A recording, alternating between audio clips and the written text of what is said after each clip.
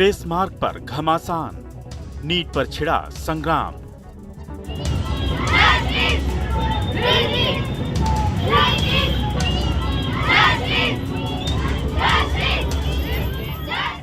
देश में नीट पर हंगामा लगातार बढ़ता जा रहा है।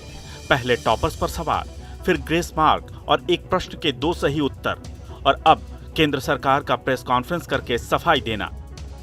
मामला इतना बढ़ गया है कि अब छात्र नीट यूजी परीक्षा को ही रद्द करने और 2024 के लिए री एग्जाम की मांग पर अड़ गए हैं।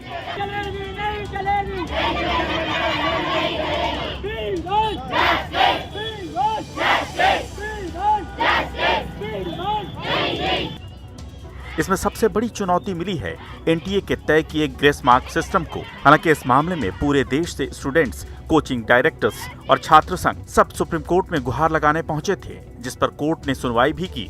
लेकिन सुप्रीम कोर्ट की दी गई व्यवस्था को भी अब स्टूडेंट्स मानने को तैयार नहीं है।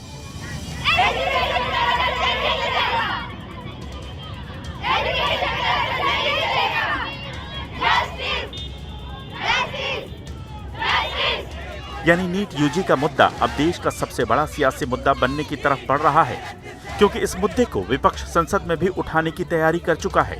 हालांकि ये मुद्दा किस दिशा में बढ़ रहा है, इसके बारे में आने वाले दिनों में पूरी तरह से खुलासा होगा। लेकिन ये तय है कि ये मुद्दा इतनी जल्दी थमने वाला नहीं है।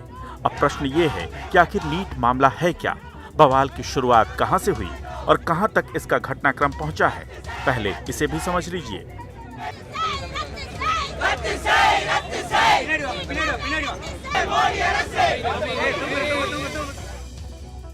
नीट यूजी के एग्जाम खत्म होने के बाद से ही सुप्रीम कोर्ट में याचिकाएं दायर हुईं।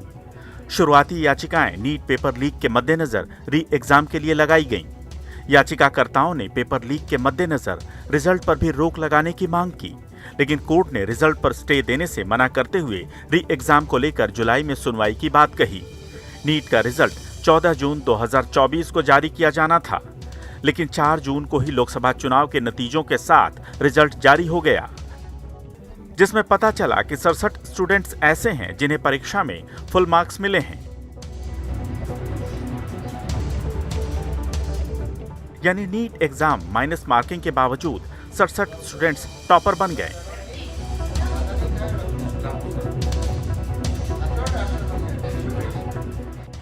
इसलिए ऑल इंडिया रैंकिंग में फर्स्ट पोजीशन हासिल करने वालों के नतीजों पर गड़बड़ी की आशंका हुई। इस मामले में हंगामा बढ़ता चला गया। खुलासे ऐसे हुए कि एक ही सेंटर से कई टॉपर निकलकर सामने आए, जिसके बाद गड़बड़ी की आशंका बढ़ी और स्टूडेंट्स का सुप्रीम कोर्ट पहुंचने का सिलसिला शुरू हो गया। इस बीच एनटीए ने 67 टॉपर्स और गड़बड़ी को लेकर एक नया खुलासा किया। एनटीए के अनुसार नीट यूजी में 1563 परीक्षार्थियों को ग्रेस मार्क का फायदा मिला है।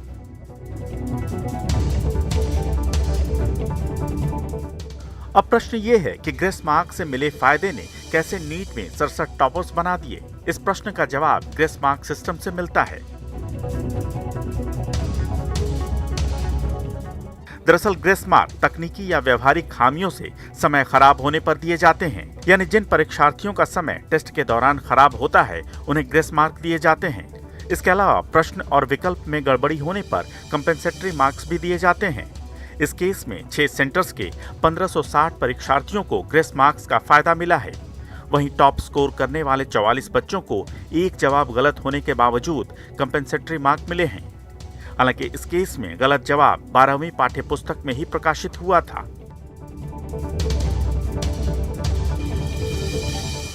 यानी नियमतः मार्किंग के मामले में अभी तक कोई खामी नहीं है, लेकिन प्रश्न उन बच्चों का भी है जिन्हें इस सुविधा का फायदा नहीं मिला, जो ग्रेस और कंपेंसेटरी मार्क्स हासिल करने वालों के मुकाबले ऑल इंडिया रैंकिंग में बहुत पीछे रह गए। इसलिए मामला सुप्रीम कोर्ट पहुंचा और इस मामले में सुनवाई के बाद सुप्रीम कोर्ट ने एक व्यवस्था दे दी। मैं ये कहूँगा कि ये this is partial victory. Honourable court ने सुना दोनों साइड को और काफ़ी रीजन्ड ऑर्डर किया, उनको नोटिस दिया है एनटीए को कि आप जवाब दीजिए, डिटेल जवाब दीजिए।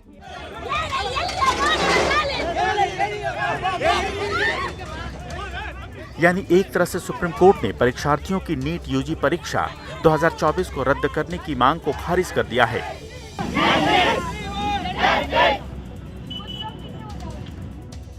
लेकिन इसमें कुछ छात्रों के लिए फिर से एग्जाम आयोजित करने की व्यवस्था दी है। ये वो छात्र होंगे जिन्हें लॉस ऑफ टाइम के तौर पर ग्रेस मार्क्स दिए गए थे। यानी 1563 कैंडिडेट्स के लिए परीक्षा फिर से आयोजित की जाएगी और इस परीक्षा का आयोजन 23 जून को किया जाएगा और री एग्जाम में बैठने वाले परीक्षार्थियों के नतीजे 30 जून तक जारी कर दिए जाएंगे। इनमें जो परीक्षार्थी एग्जाम में नहीं बैठना चाहते, उनका स्कोर कार्ड बिना ग्रेस मार्क के जारी किया जाएगा और इससे पूर्व में जारी किए गए परिणामों की रैंकिंग पर असर पड़ना तय है।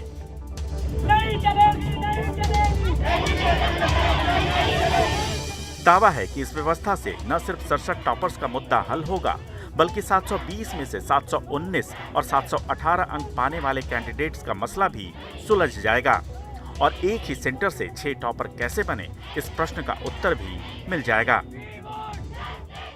23 जून को 1563 स्टूडेंट को दोबारा नीट एग्जामिनेशन का ऑप्शन उनके सामने दिया जाएगा। वो परीक्षा दे सकते हैं, नहीं तो जो उनको ओरिजिनल परीक्षा की जो नंबर है ऑप्ट कर सकते हैं, नहीं तो अगर उनको उसमें ना देके और एक चांस लेना है तो वो 23 जून को एक बार परीक्षा भी दे सकते हैं, जो चाहेगा।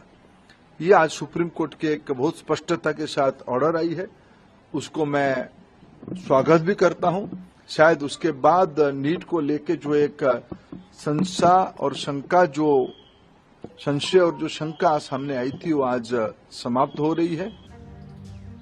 इधर सुप्रीम कोर्ट में दायर याचिकाओं के अंतर्गत कुछ याचिकाकर्ताओं ने काउंसलिंग पर भी रोक लगाने की मांग की थी, लेकिन सुप्रीम कोर्ट ने साफ कर दिया है कि न तो परीक्षा रद्द होगी, न ही काउंसलिंग बंद होगी। और ऐसा इसलिए किया गया है क्योंकि काउंसलिंग प्रोसेस रोकने से कई कैंडिडेट्स को नुकसान होगा। लेकिन परीक्षार्थी अपनी ही मांग पर अड़े हैं, क्योंकि समस्या सिर्फ 1563 परीक्षार्थियों तक सीमित नहीं है, बल्कि कुछ और भी ऐसा हुआ है जिससे कैंडिडेट्स का भविष्य अंधकार की तरफ बढ़ रहा है, जिसे न्यूज नेशन ने नीट क्लियरेंस की फैक्ट्री राजस्थान के कोटा की जमीन पर समझने की कोशिश की।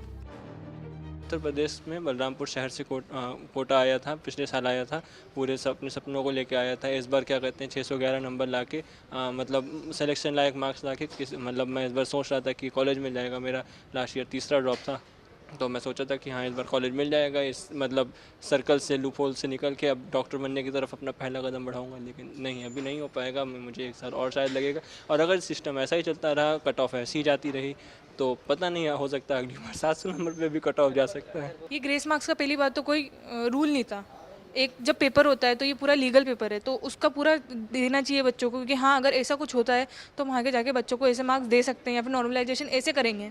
तो ऐसा किसी बच्चे को पता नहीं था, और अगर ऐसा भी होता तो पहले उनको इन्फॉर्म करना चाहिए था कि हम ऐसे बच्चों को दे रहे हैं, ताकि बाद में कोई ऐसा कोई मतलब बच्चों ने जो अपोज किया है वो ना करते, अगर उनको पहले से पता होती। मैं क्या सोच के अब नेक्स्ट ईयर की प्रिपरेशन करूँ कि अगले साल कट ऑफ 720 में से 720 होगा, तो मतलब ये तो एनटीए की ट्रांसपेरेंसी पे बिल्कुल ही क्वेश्चन मार्क है कि हम क्या एक्सपेक्ट करें। हमारा जो मोरल है, जो हमारा मोटिवेशन है, वो पूरा एकदम से डाउन हो चुका है। दरअसल नीट एग्जाम में इस गड़बड़ी का खामियाजा कितने बच्चों के भविष्य का प्रश्न बन गया है, इसे समझने के लिए कोचिंग सिटी कोटा से बेहतर कोई जगह नहीं हो सकती।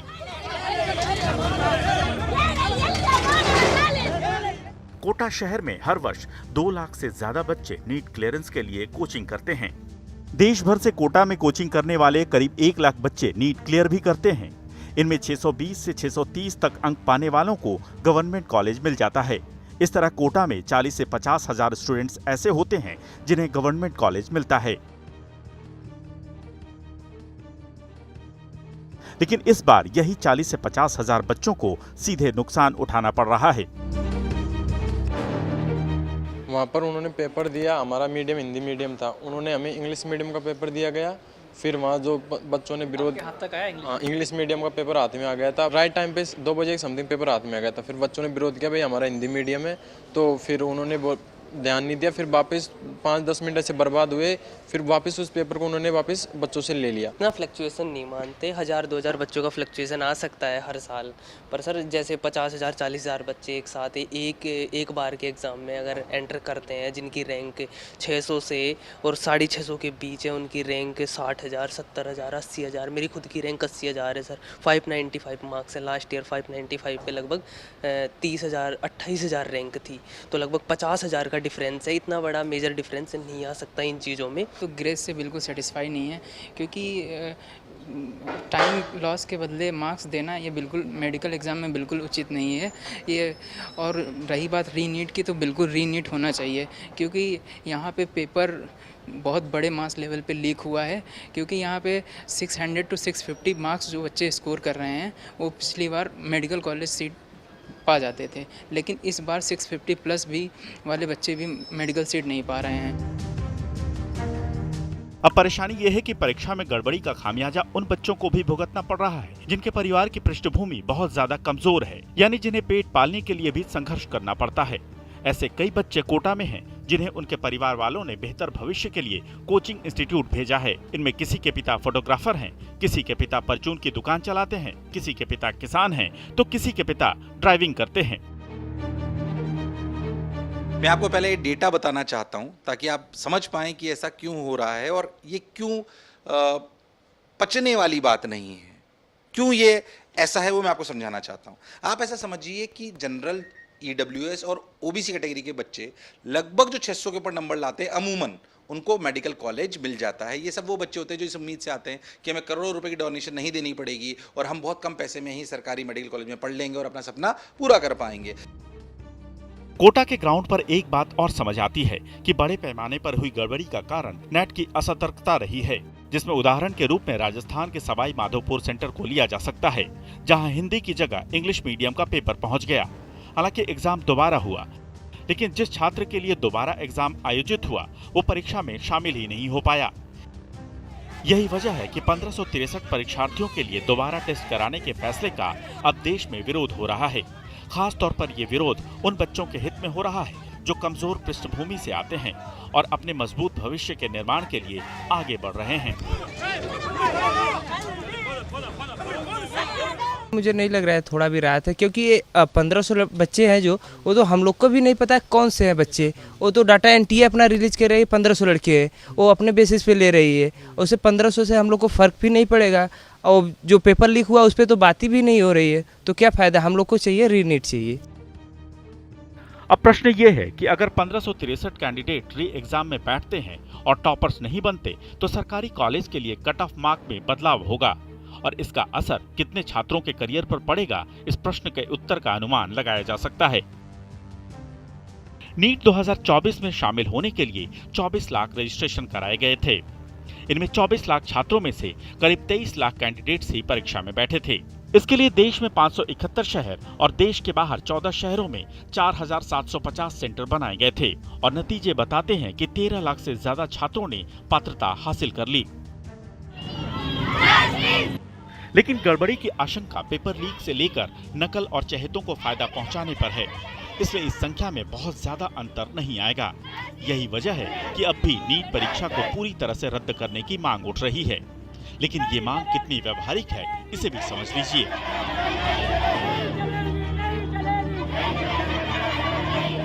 देखिए, आज एनटीए ने खुद माननीय सुप्रीम कोर्ट के सामने माना कि जो उन्होंने ग्रेस नंबर दिए थे उससे बच्चों में डिससेटिस्फैक्शन हुआ, बच्चे प्रोटेस्ट पे आए और कहीं ना कहीं उन्होंने माना कि पहले कभी ऐसा नहीं है, पहली बार किया है, तो उन्होंने माना कि इसको हम हटा देते हैं ग्रेस नंबर को। हमारी 7 दिन से ये लड़ाई चल रही थी कि पहली बार आपने कैसे ग्रेस नंबर दे दिए, किस बेसिस पे आपने सोच लिया, बिना किसी को इन्फॉर्म किए, और आपने जब रिजल्ट आया तो बताया नहीं। यानी इस वर्ष लाखों बच्चों का भविष्य अंधकार में चला गया है और इसका दोषी होगा परीक्षा का आयोजन कराने वाली एजेंसी, जिसे देश के हर बच्चे के भविष्य को समान अवसर दिलाने की जिम्मेदारी मिली है। और इस एजेंसी पर प्रश्न इसलिए उठ रहे हैं क्योंकि नतीजों में कई तथ्य चौंका रहे हैं। पहला तथ्य है कि एक ही सेंटर के 6 स्टूडेंट टॉपर बने हैं। इनके अलावा कुछ स्टूडेंट्स को 718 से 719 नंबर भी मिले हैं, जबकि एग्जाम में एक प्रश्न हल करने पर 4 नंबर मिलते हैं। वहीं गलत जवाब देने पर 1 नंबर माइनस मार्किंग होती है। यानी इस स्थिति में सभी प्रश्न सही होने पर ही 720 में से 720 अंक मिल सकता है। इसी स्थिति में 718 या 719 अंक तक भी पहुंचा जा सकता है, लेकिन गणित के हिसाब से ये गलत है। यानी अब तक के इतिहास में भी टॉपर की हिस्ट्री का कट ऑफ ऐसा नहीं रहा है। इसलिए गड़बड़ी की आशंका ने जन्म ले लिया और फिर इस पर सियासत भी शुरू हो गई। एक तरफ नेशनल टेस्टिंग जो डिपार्टमेंट है वो कह रहा है कि हम 23 तारीख को दोबारा इम्तहान लेंगे, दोबारा एग्ज़ाम लेंगे। देश का एजुकेशन मिनिस्टर कह रहा है इसके अंदर धांधली नहीं हुई है। सुप्रीम कोर्ट कुछ और कह रहा है। निश्चित तौर से ये 24-25 लाख बच्चों के मुस्तकबिल का सवाल है और अब भारतीय जनता पार्टी की सरकार इसी बात के लिए जानी जाने लगी है।